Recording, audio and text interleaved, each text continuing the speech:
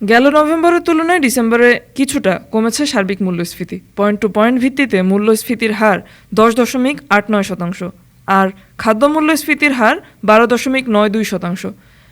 বাংলাদেশ পরিসংখ্যান bureau BBS প্রতিবেদনে বলেছে, ডিসেম্বর মাসে আগের মাসের তুলনায় মূল্যস্ফীতির হার কমেছে 1.2%, আর খাদ্য মূল্যস্ফীতি কমেছে 2.89%। গেল বছর অর্থাৎ 2024 সালে সার্বিক মূল্যস্ফীতি হয়েছে 10.34%। গ্রামের তুলনায় শহরে খাদ্য মূল্যস্ফীতি বেশি।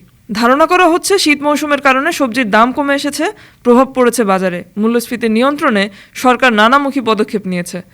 বাড়ানো হয়েছে নীতি সুদ হার, নিত্যপণ্য আমদানিতে কমানো হয়েছে শুল্ক। 2023 সালে এর হার ছিল 9.48%। গ্রামীণ এলাকায় সার্বিক মূল্যস্ফীতির হার 11.09%, আর খাদ্য মূল্যস্ফীতি 12.63%। শহরে সার্বিক মূল্যস্ফীতি 10.89% এবং খাদ্য মূল্যস্ফীতি 13.56%। ডেস্ক রিপোর্ট, আজ বার্তা, ঢাকা।